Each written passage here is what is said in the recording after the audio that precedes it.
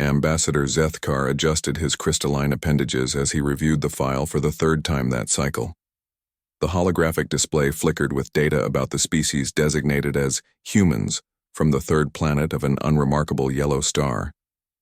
According to every metric the Galactic Council used to evaluate civilizations, these creatures barely qualified as sentient. No unified planetary government, he muttered, his translator converting the clicks and whistles into standard galactic. Still using chemical propulsion for space travel. Wars over resources and ideological differences. Primitive beyond measure. The Vorthak representative, a towering insectoid with compound eyes that gleamed like black diamonds, leaned forward. The motion before the council is simple. We classify this humanity as a protected primitive species and establish a quarantine zone around their system. Standard protocol. Murmurs of agreement rippled through the assembly chamber. Representatives, from dozens of species, the elegant seraphim with their wings of living light, the ancient keepers whose consciousness existed in crystalline matrices, the mighty Goliaths whose very presence made the station's artificial gravity fluctuate, all nodded in consensus. It was the most unanimous decision the Galactic Council had reached in 3 millennia. The quarantine beacons were deployed within a standard galactic week. Automated systems would redirect any curious travelers away from the Sol system, ensuring the primitive humans could develop at their own pace without interference. The matter was filed away and forgotten, just another backwater species among thousands. That was humanity's first mistake. They assumed being ignored meant being safe. Dr. Sarah Chen stared at the readings her deep space array had captured, her coffee growing cold in her trembling hands. The signals were clearly artificial, mathematical sequences that no natural phenomenon could produce. After double-checking her equipment and running the data through every possible filter, one conclusion remained inescapable. Humanity was not alone. Within hours, the discovery had reached every major government and research institution on Earth. Within days, the world's greatest minds were collaborating on a scale never before seen. The revelation that they existed in a universe teeming with intelligent life didn't fragment humanity, it unified them. The first breakthrough came when Dr. Yuki Tanaka, a quantum physicist from Tokyo, successfully decoded fragments of what appeared to be navigational data from the signals. The patterns suggested faster-than-light travel using principles that Earth's scientists had deemed impossible. But humanity had a peculiar trait that the Galactic Council had failed to account for. When told something was impossible, they took it as a challenge. Within 2 years, the first human-built quantum tunnel generator came online. The technology was crude, dangerous, and violated several fundamental laws of physics as previously understood. It also worked. Captain Marcus Rodriguez felt his stomach lurch as the ISV Pioneer emerged from humanity's first intentional faster-than-light jump. Before them stretched a view that no human had ever seen, a vast space station orbiting a binary star system, its biometallic surfaces pulsing with bioluminescent patterns. "Well," his communications officer said, her voice tight with wonder and terror, "I guess we know where those signals came from."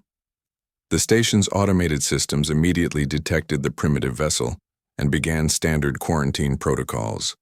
Warning messages flooded the Pioneer's communication arrays in dozens of languages, all essentially saying the same thing: turn around and return to your designated zone.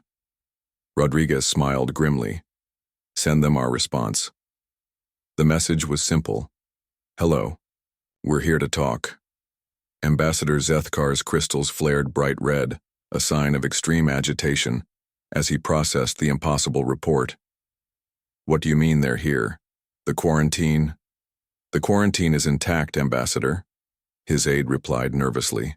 They didn't break through it, they went around it somehow. On the main display, the primitive human vessel hung in space like an insult to everything the Galactic Council thought they knew about technological development. Its hull was scorched from atmospheric entry, its design an amalgamation of different technologies that shouldn't work together, and yet it had traveled faster than light using methods that made the Council's most advanced scientists weep in confusion. The humans, it seemed, hadn't developed according to any known pattern. They hadn't progressed through the standard technological tiers. They hadn't achieved planetary unity before reaching for the stars. They had simply improvised. Dr. Elena Vasquez, Earth's first xenobiologist, stood in the council chamber addressing beings that represented millions of years of guided evolution and careful technological advancement. Behind her, holographic displays showed Earth's chaotic but rapid progress. Fusion reactors built from spare parts, quantum computers operating on principles that violated established theory, and biotechnology that merged organic and synthetic in ways that made the ancient keeper's crystalline forms seem primitive. "You classified us as primitive," she said, her voice steady despite the magnitude of the moment, "based on your understanding of how civilizations should develop. You assumed that advancement meant following your path, unified government, standardized technology, predictable progression through carefully defined stages." She gestured to the displays. "But you missed something crucial about humanity. We don't develop despite our chaos. We develop because of it. Every war taught us to innovate faster. Every disagreement forced us to find new solutions. Every impossible challenge made us more determined to prove it possible." The Seraphim representative's wings dimmed with confusion. "But the inefficiency, the waste, the constant conflict created the most diverse technological base in known galactic history," Elena replied. "While you spent millennia perfecting one approach to faster-than-light travel, we discovered 17 different methods in 3 years. While you achieved harmony through conformity, we achieved innovation through contradiction." The chamber fell silent. For beings who had spent eons believing that civilization meant the elimination of chaos, the humans represented something unprecedented, a species that had weaponized their own disorder.